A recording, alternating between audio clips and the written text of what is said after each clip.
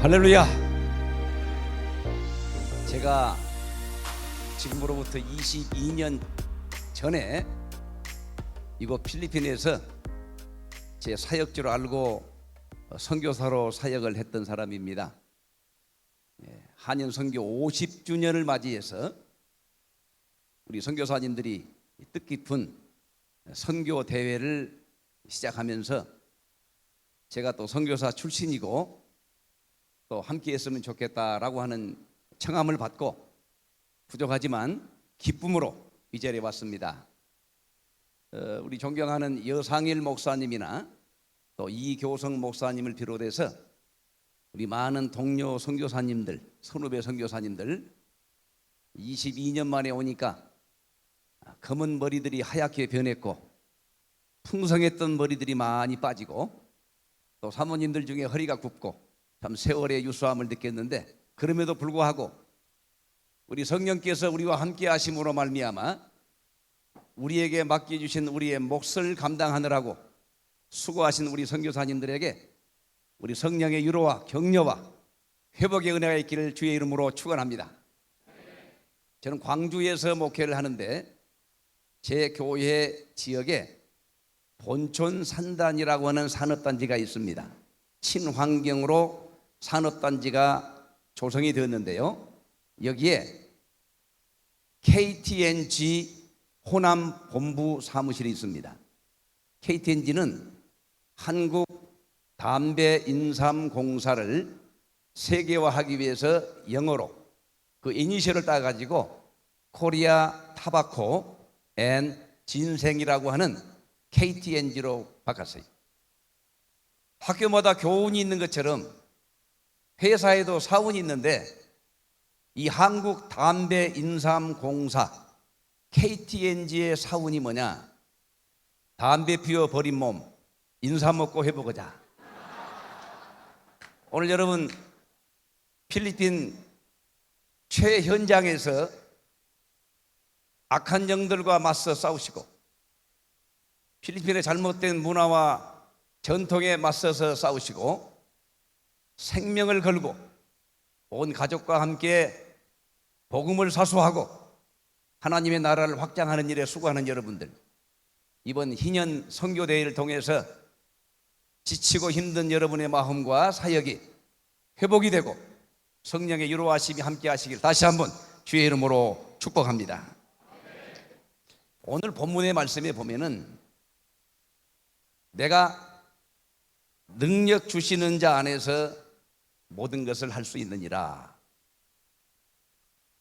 우리 많은 사람들이 이 구절을 하나 가지고 많은 위로를 받고, 특별히 큰일 하신 분들은 이 구절을 많이 외우기도 해요. 큰 시합을 앞둔 운동선수나 큰 시험을 앞둔 수험생이나 또는 인생사의 중요한 결정을 앞두고 이 구절들을 많이 암송하거나 구절을 가지고 위로를 받습니다. 그런데 이 빌립보서 4장 13절만 가지고는 안 되고 바로 앞에 있는 11절과 12절과 13절을 하나의 컨텍스트로 이해를 해야 4장 13절의 말씀을 정확하게 이해할 수가 있습니다. 우리 11절에 보면은 내가 어떤 형편에서도 자족할 수 있다. 그 형편이라고 하는 것은 12절에 말씀하고 있어요.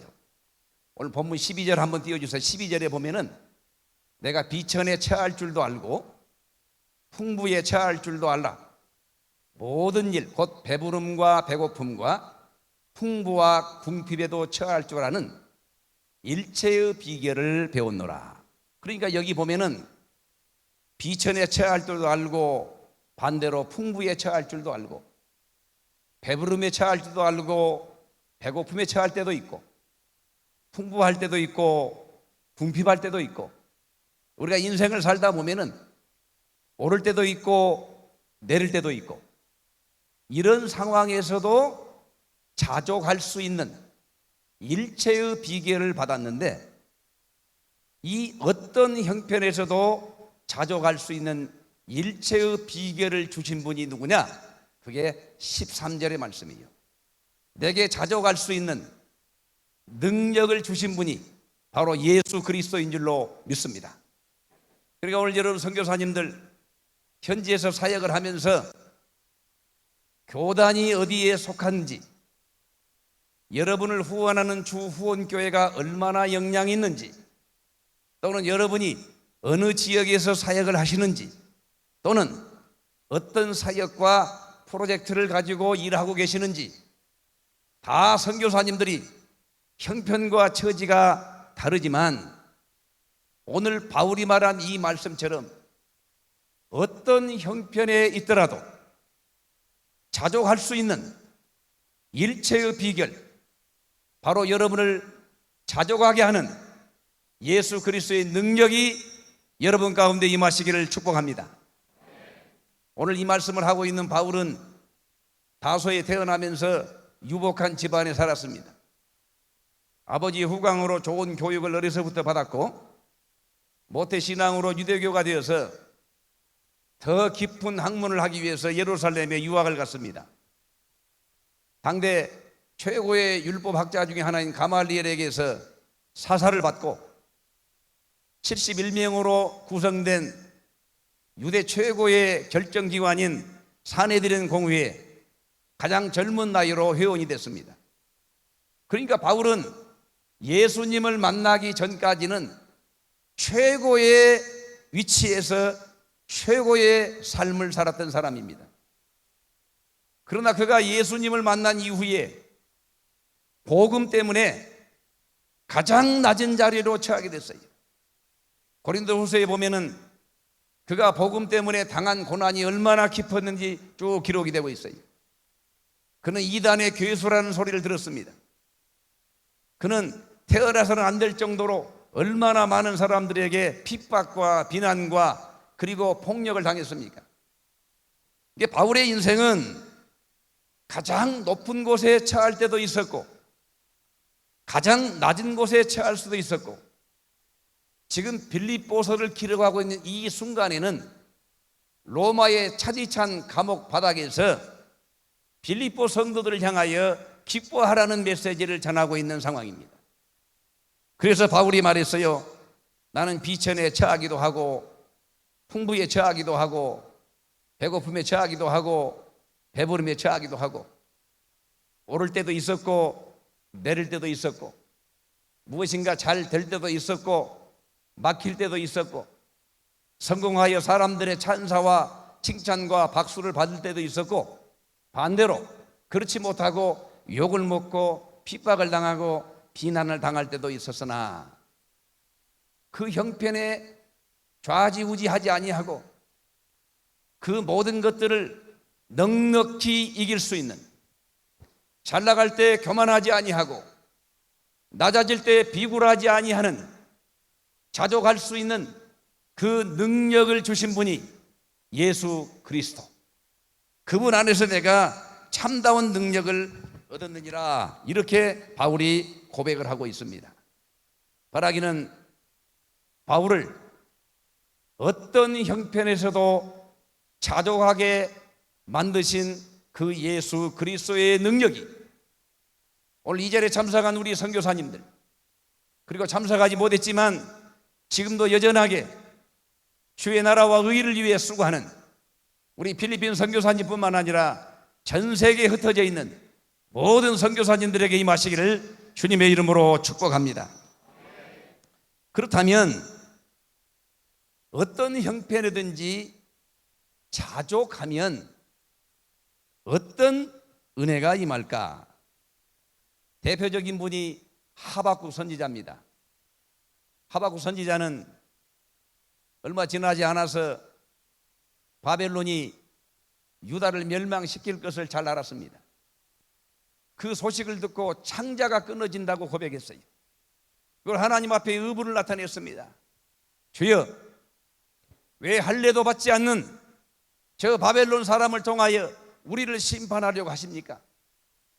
우리가 죄를 지어서 심판을 받을지언정 우리보다 못한 사람, 더 죄악된 사람에게 심판받으면 되겠습니까? 하나님을 향하여 의부를 나타냈지만 우리 하나님께서 하나님의 주권적 섭리로 그의 의의를 나타내신다는 하나님의 말씀을 듣고 하박국 3장 17절로 18절 말씀에 이렇게 고백합니다. 비록 무화과나무가 무성하지 못하고 포도나무에 열매가 없고 감람나무에 소출이 없고 밭에 먹을 것이 없고 그리고 우리의 양이 없고 외양간에 소가 없을지라도 나는 여호와로 말미암아 즐거워하며 구원의 하나님으로 말미암아 기뻐하리라. 이것이 바로 바울과 같이 자족할 수 있는 사람에게서 고백되는 고백인 줄로 믿습니다. 우리 하나님이 하박국 선지자에게 자족의 은혜를 주셨어요. 그럼 자족이 뭐냐? 자족이라고 하는 것은 스스로 만족하는 것입니다. 배고파도 자기가 만족하면 만족하는 거예요. 또 높아져도 자기가 만족하면 그 만족입니다.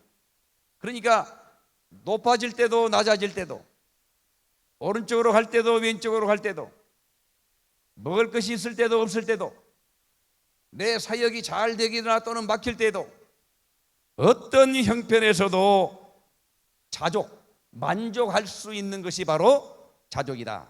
자족은 다른 말로 말하면 스스로 행복해하는 것입니다. 누가 뭐래도 여러분, 행복은 통계로 나타나지 않습니다. 행복은 어떤 데이터로 구분되지 않습니다. 행복은 자기 자신이 느끼는 만족의 합을 행복이라고 그래요. 누가 뭐래도 제3자가 어떻게 평가해도 어떤 형편이든지 내 스스로가 만족하면 행복하면 이것이 바로 자족이다. 그렇다면 사도 바울에게처럼 우리에게도 자족의 능력을 주셔서 어떤 형편이든지 만족하는 삶을 살 때 자족하는 사람에게 주시는 하나님의 은혜가 뭐냐? 첫째는 자족하면 자존감이 생깁니다. 자존감. 여러분, 자족하지 못한 사람에게는 아무리 제3자가 봐도 그 정도면 되었다. 가진 것이나 명예나 권세나 그의 모든 배경을 볼 때 그 정도면 되겠다, 대단하다 라고 해도 본인에게 자신에 대한 자존감이 없으면 그 사람은 자족한 사람이 못 됩니다. 그러니까 자족한 사람에게 나타나는 첫 번째 특징은 자존감이 있는 거예요. 나는 하나님께서 십자가로 구원하셔서 하나님의 자녀를 만들어 주셨다. 그러므로 내가 하나님을 아버지라 부를 수 있는 사람이다. 나는 이래봬도 천지를 창조하신 하나님의 자녀다 라고 하는 자기 정체성에 대한 자존감, 이것이 바로 자족하는 사람에게 나타나는 거예요. 그러니까 여러분, 규모가 크고 뭘 많이 갖고 높은 자리에 있다고 사람들의 인기와 갈채를 많이 받는다고 자족한 것이 아닙니다. 자존감이 있을 때 자족해요. 노숙자 사역을 하신 목사님에게 들은 말인데요, 서울역에 가면 노숙자들이 참 많이 있습니다. 그래서 서울시에서 노숙자들을 관리하고 그리고 국가적인 이미지가 있기 때문에 노숙자를 위해서 노숙자 숙소를 잘 만들어놔서 이곳에 와서 잠도 자고 하루 세끼 밥도 주고 이렇게 잘 해놨는데 대부분이 한 3일 정도 지나면 다 나온답니다. 왜 그러냐면 이렇게 갇혀 있는 것보다 길가에서 내가 자고 싶은 곳에, 내가 자고 싶은 시간에, 내가 일어나고 싶은 곳에 거기가 자유롭다, 그가 좋다는 거예요. 거기가 만족한다는 거예요. 그런데 여러분, 이 노숙자들이 집이 없지 자존감이 없는 것은 아닙니다. 그래서 밤에 신문지를 덮고 잘 때도 아무 신문이나 안 덮어요. 보수적인 사람은 조선일보만 덮습니다. 진보적인 사람은 한겨레 신문만 덮어요. 다른 신문 안 덮었으면 안 덮었지. 이게 뭐냐? 자기 자존감이. 여러분, 한국에는 스카이라고 하는 좋은 대학이 있지만 미국에는 아이비 리그라고 하는 또 좋은 대학이 있어요. 서부의 스탠포드를 비롯해 가지고 동부에 이제 주로 쌓여 있는 그런 좋은 대학입니다. 우리 한인 학생이 하나가 아이비 리그의 대학에 수석으로 입학을 했어요. 지역 언론사 신문 기자가 와가지고 아니 어떻게 이렇게 한국 사람으로 이렇게 이 좋은 대학에 수석 입학을 했느냐고 인터뷰를 하니까 이 학생이 저는 집이 가난하고 힘들지만 어려서부터 우리 어머니에게 좋은 말을 많이 듣고 자랐습니다. 그래서 이게 이렇게 성공했습니다. 아, 그러냐고. 어머니가 어떤 좋은 말을 그렇게 많이 해주셨어요? 좋은 말 할 때 공부해라. 좋은 말 할 때 숙제해라. 오늘 여러분, 우리 가정이 힘들고 어려워도 우리가 하나님의 자녀라고 하는 자존감. 오늘 선교사님 여러분들, 제가 선교사 해보니까요, 빛을 하면 여기 못 옵니다. 나름대로 한국에서 똑똑하니까 이게 나오는 거예요. 물론 여러분의 삶의 그 형편이나 사역하고 있는 지역의 형편이 열악하지만 여러분이 모자라고 부족해서 여기 온 게 아닙니다. 하나님께서 필리핀의 사역을 여러분에게 맡기셔서 이곳에 오셨어요. 절대로 기죽지 말고 필리핀 땅을 복음화시키고 또 다른 지역에 오신 대표 선교사님도 마찬가지입니다. 태국이나 라오스나 여러 지역에서 오신 것 같은데 이 지역을 하나님이 여러분에게 맡기셨어요. 여러분만이 그 일을 할 수 있기 때문에 여러분에게 맡긴 줄로 믿습니다. 이게 자존감입니다. 여러분, 돈 벌려고 필리핀에 왔습니까? 두리안 먹고 망고 먹으려고 왔어요. 우리 하나님께서 여러분만이 그 지역에서 그 사역을 할 수 있기 때문에 80억 명의 사람 중에서 여러분을 뽑아서 그것으로 보낸 줄로 믿습니다. 자존감을 가지고 힘있게 사역하시기 바랍니다. 두 번째로, 자족하는 사람에게 나타나는 것은 권세가 생깁니다. 여러분, 자족하면요 무서운 게 없어요. 권세라는 말은 주눅들지 않는다 그 뜻입니다. 우리 호남 전라도 말로 쪽팔려 하지 않는 거예요. 자존감이 있는 사람은 절대 주눅들지 않습니다. 여러분, 찔레꽃 그 여자라는 박순애 전도사를 여러분이 잘 알 겁니다. 요즘에는 조금 조용합니다만은 한 몇 년 전만 해도 대한민국 교회 안 간 데가 없어요. 그 여자가, 그 전도사님이 학벌이 있습니까? 무슨 가정의 배경이 좋습니까? 아니 말로 외모가 받쳐줍니까? 우리끼리 얘기니까. 그런데 그 여자분이 전국 교회를 섭렵하면서 은혜를 주고 같은 사람에게 위로를 주는 이유가 뭐냐? 자기의 어려운 상황에 주눅들지 않은 거예요. 어려서부터 부모에게 버림을 당하고 형제에게 성폭력을 당하고 조직폭력에게 결혼을 하고 남이 낳은 자식을 기르고 어느 것 하나 여자의 입으로 자신의 과거를 내세울 수 없어요. 그런데 그는 예수 만나고 오늘 바울에게 주신 자족의 능력을 주시고 담대함을 주시니까 자기의 과거를 그대로 고백하는 거예요. 그러니까 이걸 듣는 사람이 은혜를 받을 뿐만 아니라 과거에 자신도 상처가 있고 이것 때문에 고민하고 밝혀질까 봐 노심초사했던 그 사람이 나보다 더 험한 사람이 있구나, 은혜를 받고 치유를 받고 회복이 되는 겁니다. 자존감이 있으니까 박순애 전도사란 분이 자기의 과거를 서슴없이 공개해서 많은 사람으로 하여금 치유와 은혜와 회복을 주시는 거예요. 오늘 여러분, 하나님께서 여러분을 하나님의 자녀로 만드시고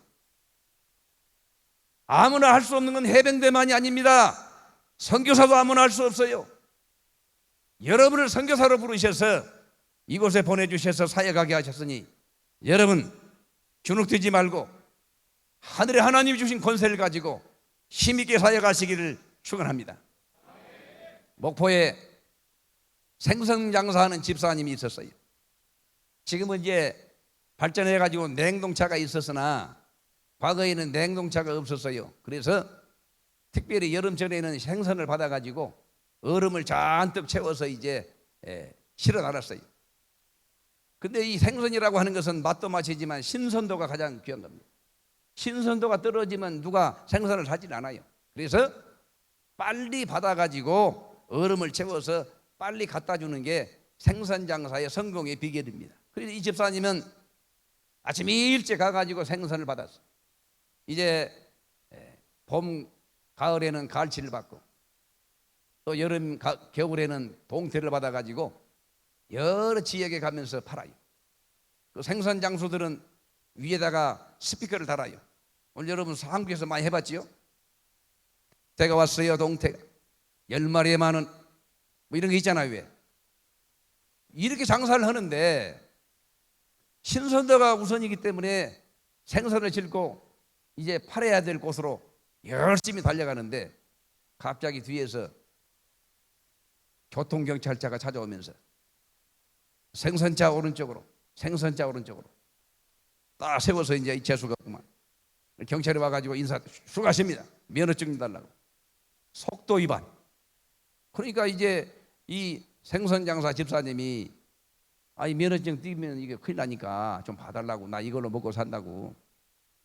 나도 힘들어요. 아침부터 밥값이라 주라고. 지금은 이제 그런 거 없습니다. 옛날에는 경찰도 밥값 받았어요. 얼마냐고? 5,000원. 근데 지갑을 보니까 5,000원이 없고 10,000원짜리밖에 없어요. 그러니까 10,000원짜리밖에 없으니까 그러면 없으니까 달라고. 내가 내주겠다고.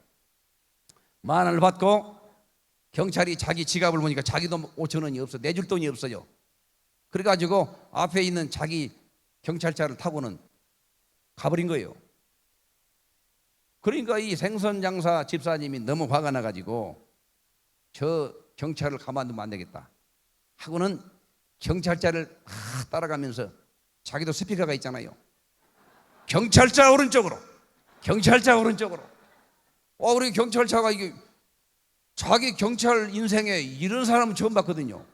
어디 감히 경찰을 보고 오른쪽으로 서라고. 이놈이 뭐라고 하는지 보자 하고 섰어요. 그랬더니 딱 그 집사님이 와가지고 똑같이 했어요. 수고하십니다. 사기죄로 고발하겠다고. 그래가지고 돈 10,000원 다시 받아갔다고 그래요.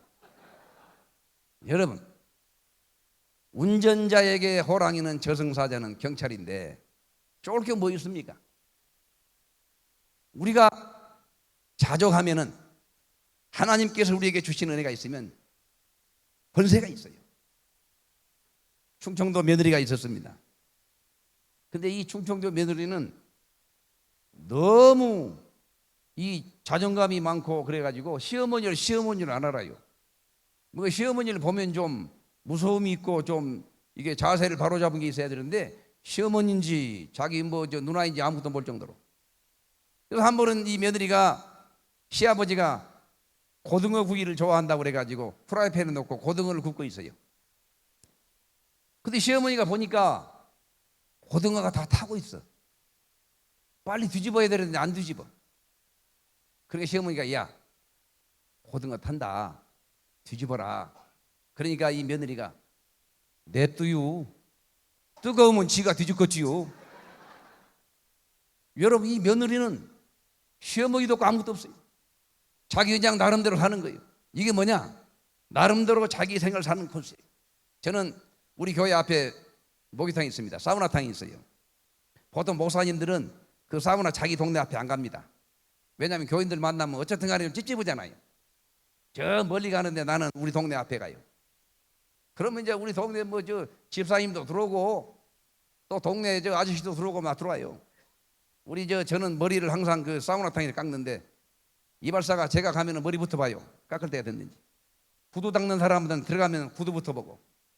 그래서 이제 우리 동네에서 목욕탕을 하는데 여러분 동네 목욕탕의 특징이 뭐냐? 애들이 많이 와요. 애들이. 근데 애들의 특징은 절대로 혼자 안 옵니다. 아버지를 따라오든지 아니면 친구들하고 함께 와요. 근데 친구들하고 함께 오면 이 아이들이 그냥 이 목욕탕에 목욕하는 게 아니에요. 수영을 합니다. 온탕에 들어갔다가 냉탕에 들어갔다가 또 술래잡기를 하다가 난리를 쳐요. 그러면 이제 나이 드신 분이 여러분들 조용히 하라고 그러면 그 조용히 하는 게 30초도 안 갑니다. 30초 지나면 또 똑같아요. 저는 이제 동네에서 목사님으로 다 알고 있기 때문에 내가 또 소리 지르면서 조용히 할 수 없고 우리 주일학교들도 그가 있어요 지금. 그래서 저는 탕에 앉아가지고 손을 딱 모으고 그냥 땀만 빼고 있는 겁니다. 근데 그렇게 떠들던 아이들이 갑자기 조용해져요. 저는 사고 난 줄 알았어요. 왜 조용한가? 눈을 떠서 보니까 입구에 청년이 하나 들어오는데 가슴에 호랑이가 걸렸어요. 애들도 저 호랑이 문신 있는 형 앞에서 까불었다는 죽는 줄 아는 거예요. 원래 우리 그리스도인들에게는 십자가의 흔적이라고는 권세가 있어요. 마귀가 우리를 대적하더라도 우리에게 십자가의 그 능력과 권세가 마귀를 한 길로 왔다 일곱 길로 도망가게 할 줄로 믿습니다. 이것이 바로 뭐냐면 우리에게 주어지는 권세예요. 이런 권세는 한국에서 목회하시는 목사님에게도 주어지지만 특별히 악한 영들이 더 발악을 하고 있는 선교 현지에 있는 선교사님들에게 더 강력하게 주실 줄로 믿습니다. 자족하면 권세가 생기고 주눅이 들지 않고 물러서지 않아요. 마지막 세 번째로 자족하면 여유와 넉넉함이 주어집니다. 자족하신 분에게는 사소한 것으로 따지지 않아요. 자족한 사람에게는 비본질적인 것에 생명을 걸지 않습니다. 여러분 목회하면서 선교 사역을 하면서 노예나 총회나 또는 여러 가지 기독교 단체에서 이렇게 사역을 하다 보면 아무런 진리도 아니고 본질적인 것도 아닌 걸 가지고 트집을 잡고 생명을 거는 사람이 있어요. 그러나 자족한 사람은 비본질적이고 사소한 것에 대해서 집착하지 않습니다. 자족하는 사람은 대신 본질적인 것에 복음 앞에 생명을 거는 사람이에요. 그러니까 자족하면 여유가 있어요. 또 주위 사람을 돌아볼 수 있는 넉넉함이 생깁니다. 오늘 여러분이 한국에 있는 여러 가지 좋은 것들을 다 포기하고 한국의 안락함과 한국에서의 그 편리함을 다 내려놓고 집떠나면 개고생이라는데 이거 필리핀에 와서 이 더운 날 사역하는 여러분들에게 돌아볼 수 있는 넉넉함을 주셨으니 오늘 여러분들 선교 사역하는 동안에 더 많이 필리핀 사람들을 돌아보고 더 많이 그들을 돕고 그들을 향해서 자족의 은총을 나누는 오늘 여러분들 되시기를 바랍니다. 요즘에 미국 서부 지역에 유명한 햄버거 집이 있습니다. 인앤아웃이라고 여러분 선교사님들은 다 아실 거예요. 그래서 LA나 이런 데 가면은 기념비적으로 이제 그걸 하나씩 먹고 와요. 사진 찍어가지고 인증도 하고. 여러분 인앤아웃이라고 하는 햄버거 집의 이름은 이게 신명기에 나오는 들어가도 복을 받고 나와도 복을 받는다 그것에서 나온 거예요. 인 들어가도 복을 받고 앤 아웃 나와도 복을 받고. 이 인앤아웃 햄버거는 두 가지 특징이 있습니다. 하나는 직접 조리하는 거예요. 조리해서 주니까 그 맛이 생동감이 있는 거예요. 그래서 사람들이 좋아하는 겁니다. 두 번째는 주일날 영업을 하지 않습니다. 주일을 철저하게 성수해요. 오늘 여러분 인앤아웃 햄버거 집이 주일날 가족들 외식에 가장 많이 팔리고 그런 것인데 이 사람들은 주일날 확실하게 문을 닫아요. 왜 그러냐면은 주일 성수라고는 본질도 있지만 주일날 문을 닫음으로 말미암아 다른 가게에 대한 배려를 하는 겁니다. 이게 바로 뭐냐면은 자족함으로 인한 여유와 넉넉함이 하나님께서 그 인앤아웃에 복의 복을 더하셔서 미국 사람들뿐만 아니라 외국 사람들도 캘리포니아나 이런 지역에 가면은 항상 인앤아웃 이 햄버거 집에 가서 햄버거 먹는 것을 일정에서 빠지지 않으려고 노력하지 않아요? 우리 하나님께서 복을 주신 거예요. 그런데 자기 것만 챙기고 자기중심적이고 사소한 것을 가지고 자기 걸 만들려면 안 돼요. 요즘에 중국이 세계 경제 생태계를 파괴하고 있습니다. 나라에서 그 자기 기업에 보조금을 주고 그 기업은 보조금을 받고 저가로 전 세계를 지금 재배하고 있어요. 유통업에 특별히 우리 한국의 쿠팡까지라도 지금 흔들리고 있습니다. 중국이 이렇게 경제 질서를 교란시키고 세계 경제를 생태계를 파괴하면서 자국 위주의 세계 경제를 잡으려고 하는 이것. 그런데 여러분, 중국은 아무리 발버둥을 펴봐야 양적으로는 성장할 수 있으나 질적으로는 아직 우리나라하고 멀었어요. 우리나라 것과 중국을 보면 차이가 아직은 많이 납니다. 그래서 중국을 영어로 차이나라고 그런 거예요. 오늘 여러분, 우리가 자족하게 못하는 악성 바이러스가 뭐냐? 탐욕이라고 하는 것은 자기가 가져야 될 것 이상을 탐하는 것입니다. 이 탐욕이 있으면 절대로 사람이 자족할 수가 없어요. 그래서 탐욕이 있으면 항상 부족하기 때문에 늘 만족함이 없어요. 코로나 전에 한국 교회를 흔드는 게 누구냐면 신천지 교인이었어요. 그런데 코로나 이후에는 원불교 교인들이 한국 교회를 흔듭니다. 원불교 교인 누구냐면 원망하고 불평하는 사람이에요. 왜 원망하고 불평하냐? 만족함이 없으니까. 탐욕이 줘도 부족함이. 그래서 이 탐욕이라고 하는 악성 바이러스를 뽑아내야 돼요. 그런데 우리나라 사람들은 대부분이, 저도 그렇습니다만은 자기중심적입니다.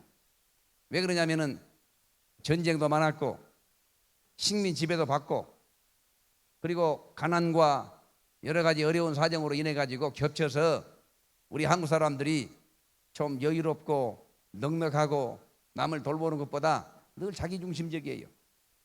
여러분 가만히 보세요. 제가 필리핀에 선교사로 와가지고 놀란 게 있어요.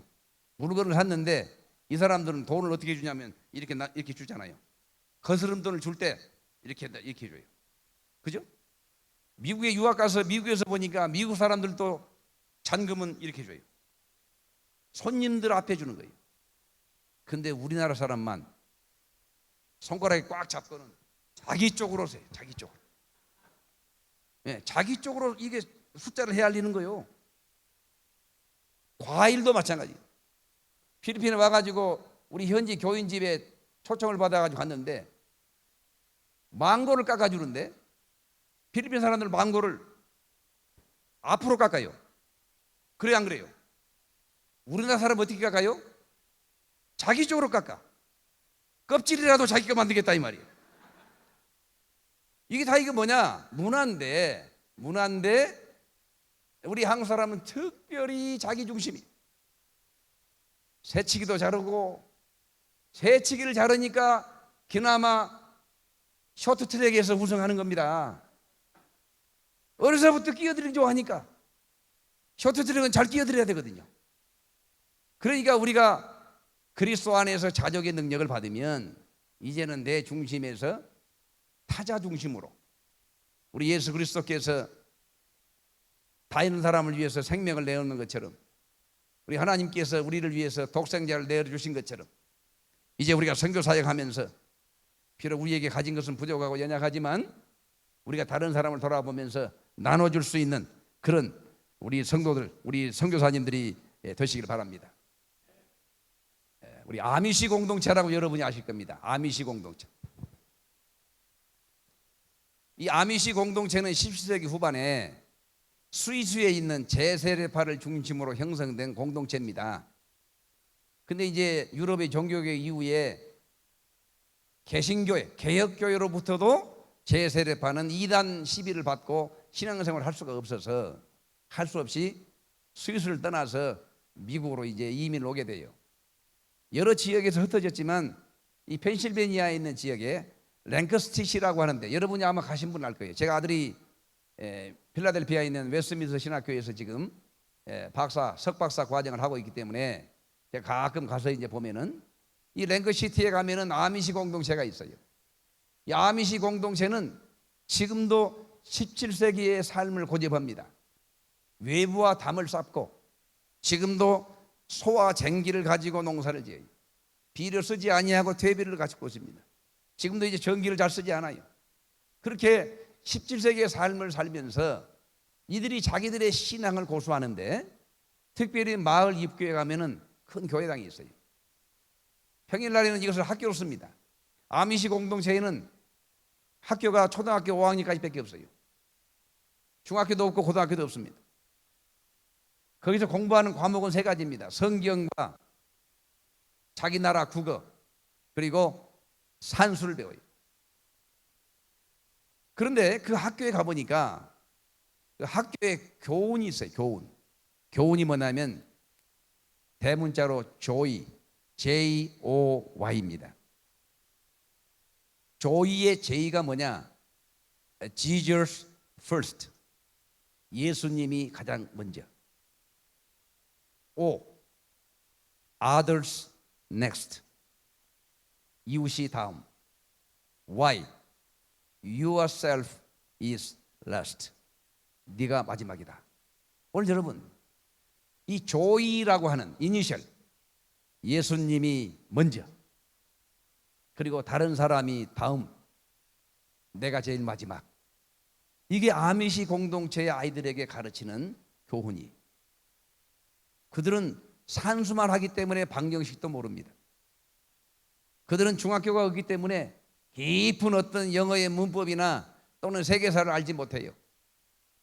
그냥 부모님 따라서 농사 지으면서 과일 기르면서 여자들은 옷을 만들면서 거기 사는데, 그 정신이 뭐냐? 예수님 우선, 다른 사람이 그 다음, 내가 제일 마지막. 이게 아미시 공동체의 조이라고 하는 교훈. 오늘 여러분, 우리가 그리스도인입니다. 하나님이 우리를 선택해 주셨어요. 오늘 우리의 삶의 우선이 무엇입니까? 자녀 교육입니까? 아니면 더 나은 사역지로의 이동입니까? 아니면 이제 은퇴하기 전에 무엇인가 한 몫을 준비하는 것입니까? 어차피 우리는 하나님께서 하늘의 상급을 준비하시고 우리를 선교사로 부르셨어요. 우리의 형편이 다 다릅니다. 우리가 어떻게 살아야 되는지 알 수가 없습니다. 그러나 한 가지 분명한 것은 하나님이 우리를 부르셨다는 것입니다. 하나님이 우리를 지금 여러분의 현장에 여러분의 몫으로 주셨다는 것입니다. 이것이 중요한 거예요. 그러니 우리가 이제 남은 생에 아미시 공동체의 사람들의 삶의 인생의 철학처럼 말이죠. Jesus first, 예수 그리스도를 먼저. Others next, 다른 사람. 적어도 내가 사역하고 있는 필리핀 현지인들, 라오스나 태국이나 그 외에 내가 사역하고 있는 그 현장의 우리 교인들, 내가 담당하고 있는 우리 양들을 다음으로 생각하고, yourself next, last, 내 자신을 마지막 자리로 놓을 때 우리 하나님께서 우리를 높여주시고 우리를 장차 임할 천상에서 의의 면류관을 우리에게 주실 줄로 믿습니다. 전도서 3장 22절 말씀 한번 보겠어요.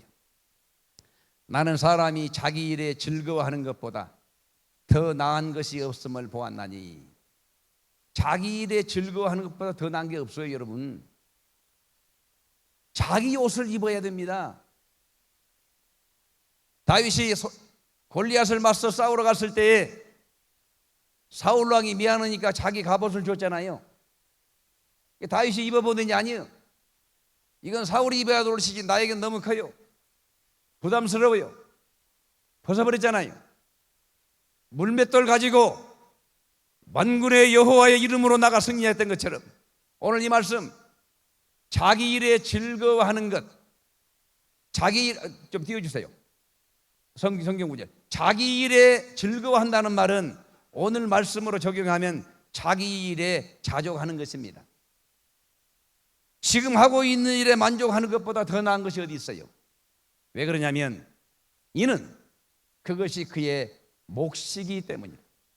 하나님께서 저와 여러분에게 만족할 수 있는, 어쩌면 그 일을 반드시 해야만 된 몫을 우리에게 주신 겁니다. 이 몫을 알고 자기 일에 즐거워하는 것, 자기 일에 만족하는 것, 이것이 가장 나은 사람이다, 가장 위대한 사람이다. 그런 말씀이 바로 전도서 솔로몬이 우리에게 주시는 말씀이에요. 오늘 여러분, 저나 여러분이나 또 우리 이 자리에 오신 또 저녁부터 주강사하실 존경하는 소강서 목사님이나 여러분, 다 각자의 사역이 있습니다. 위치, 사이즈, 내용, 이런 거는 다 다르지만 이 시대 하나님께서 우리들에게 자족할 수 있는 몫을 주셨어요.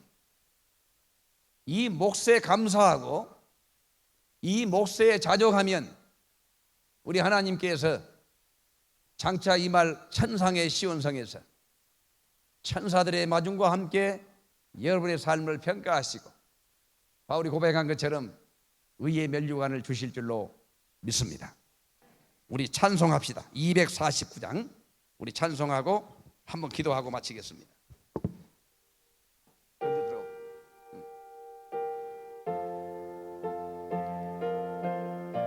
우리 천상의 천국을 사모하면서 찬양합시다.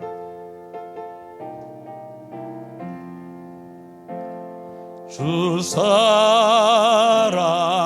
사랑하는 자 다 찬송할 때에 그 보좌 앞에 둘러서 그 보좌 앞에 둘러서 그는 영광 돌리세 그 영광 돌리세 좁을고도 묘한 시온성 향하여 가세 내 주의 찬란한 성에 찬송하며 올라가세 주 믿지 않는 자 다 찬송 못하나 하나님 자녀 된 자들 하나님 자녀 된 자들 그 기쁨 전하세 그 기쁨 전하세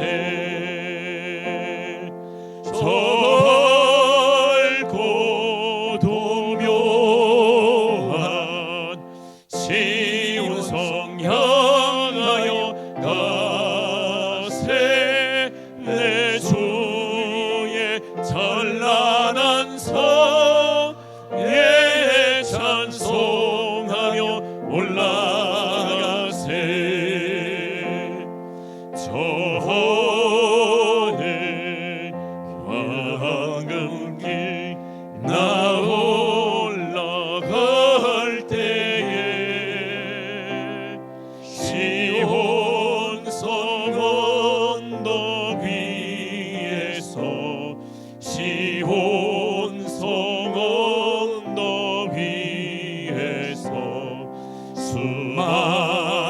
수많은 천사들 나 인도하리라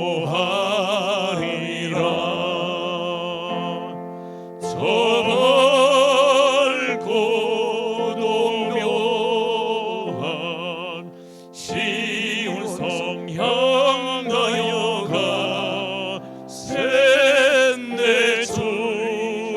찬란한 성에 찬송하며 올라가세. 내 눈물 다 씻고 늘 찬송 부르리. 저 임마누엘 주 앞에, 저 임마누엘 주 앞에 나 영광 누리리. 나 영광 누리리. 소리를 들어 찬양합니다. 저 밝고 동묘한 시온 성 향하여 가세. 내 주의 찬란한 성에 찬송하며 올라가세.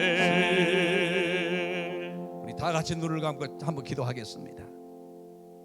하나님께서 우리를 선교사로 부르셨습니다. 아무나 할 수 없는 직분입니다.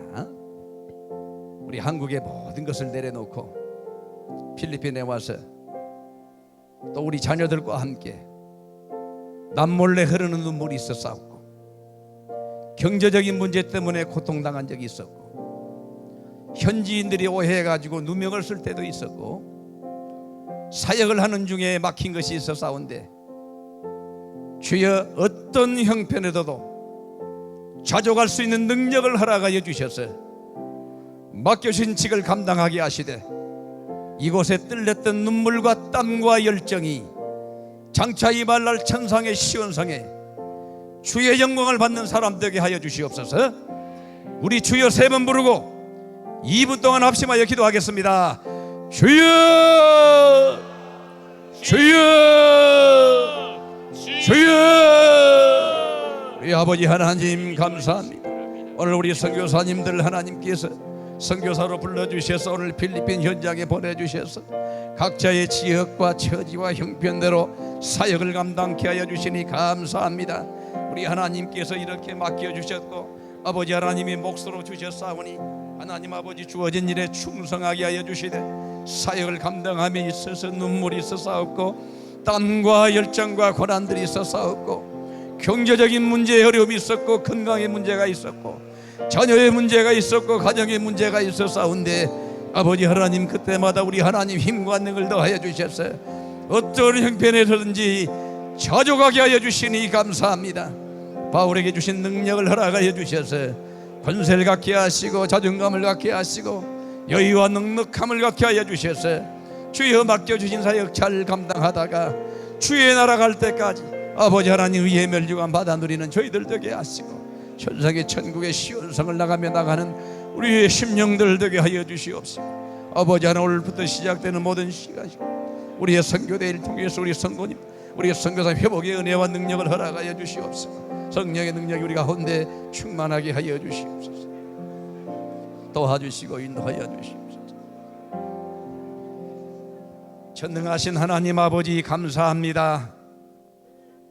그동안 우리의 흘렸던 눈물과 땀과 열정과 에너지들, 정성과 우리의 마음과 몸을 우리 하나님 받으시고 지금 맡겨주신 곳이 내게 주신 몫인 줄 알고 끝까지 충성하게 하시고 장차 이 사역을 마치고 저 시온성으로 올라갈 때에 찬송하며 가게 하시고 천사들의 인도를 받으며 살아가게 하시고 감사함으로 의의 멸류관 바라보며 살아갈 수 있는 자족하는 선교사님들 되게 하여 주시고, 오늘부터 시작되는 이번 50주년 희년 선교대회 기간 동안에 지치고 힘든 몸이 회복되게 하여 주시고, 막혔던 인생사의 문제, 사역의 문제가 해결되게 하시고, 우리 소강성 목사님을 비롯한 강사님들이 준비한 말씀을 통하여 영역과 능력을 받게 하시고 자족의 은혜를 받게 하여 주시옵소서. 예수님의 이름으로 기도하옵나이다. 아멘.